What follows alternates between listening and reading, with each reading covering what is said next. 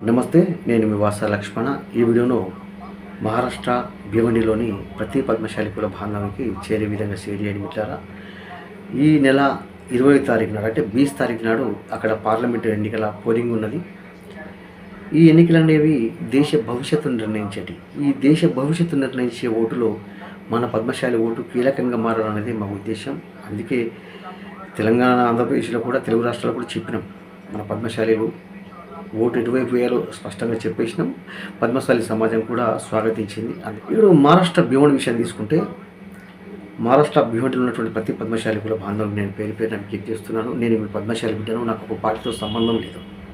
పద్మశాలి సమాజ అభ్యున్నతి కోసం మాత్రమే, పద్మశాలి సమాజ సంక్షేమం కోసమే మాత్రమే, పద్మశాలి సమాజ రాజకీయ భవిష్యత్తు కోసం మాత్రమే కొట్లాడే వాళ్ళం. కాబట్టి మనకు రాజకీయ భవిష్యత్తు రావాలన్నా, రాజకీయాలు మన సమాజాన్ని గుర్తించాలన్నా మన ఓటు ఐక్యంగా వెళ్ళాలి, ఏకతాటిపై వెళ్ళాలి, చిలంకలం కావద్దు. మనం మహారాష్ట్ర భివండిలో ఉన్నటువంటి యావత్ పద్మశాలి కుల బాంధవులకు, అక్కడి పద్మశాలి నాయకులకు మీ అందరికీ నేనేం చెప్తున్నా అంటే, అక్కడ మీ రాజకీయ ఉనికి కోసం అన్ని పార్టీలో ఉండండి, కానీ ఈ ఎన్నికలు అనేటివి దేశ భవిష్యత్తు నిర్ణయించేవి. కాబట్టి దేశ భవిష్యత్తు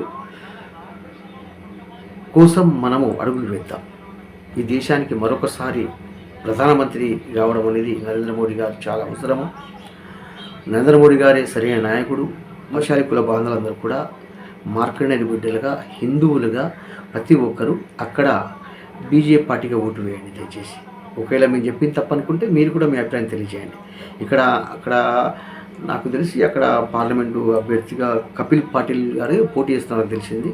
ఈరోజు సాయంత్రం 5 గంటలకు మాధవిలత గారు కూడా అక్కడ ప్రచారానికి వస్తుందని తెలిసింది. చలో, మనకు పార్టీతో సంబంధం లేదు. అక్కడ మోడీ గారే మనకు కనిపించేటువంటి నాయకుడు. అక్కడ వాసా లక్ష్మణ ఒక పార్టీకి సంబంధించిన వాడు కాదు, ఒక పద్మశాలి బిడ్డ, పద్మశాలి సమాజం కోసం కొట్లాడుతున్నవాడు, మీ అందరికీ తెలుసు. కాబట్టి మనము దేశ భవిష్యత్తు కోసం అడుగులు వేద్దాం, దేశం కోసం, ధర్మం కోసం మనం కూడా నడుద్దాం.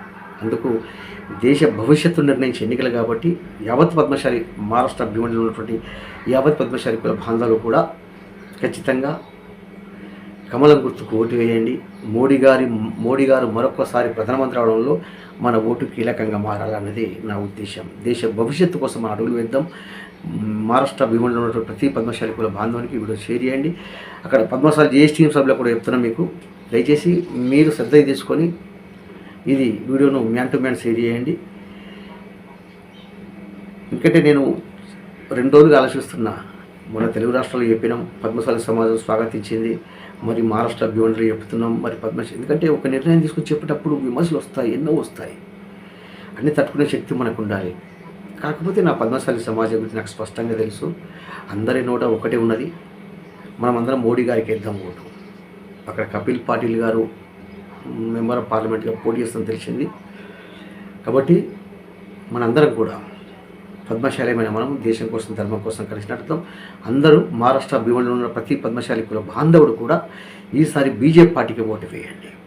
మనం తర్వాత మాట్లాడుతున్నాం పార్టీల సంగతి, కానీ ఇప్పుడు దేశం కోసం మనము ముక్తకంఠంగా, ఏకకంఠంగా పోలింగ్ బూత్కి అయిన తర్వాత నేను పద్మశాలి బిడ్డను, నేను మార్కండేయుని బిడ్డను, నేను హిందువును, నా ఓటు దేశం కోసం, ధర్మం కోసం, నా ఓటు మోడీ గారికి అంటూ వేయండి మిట్లారా.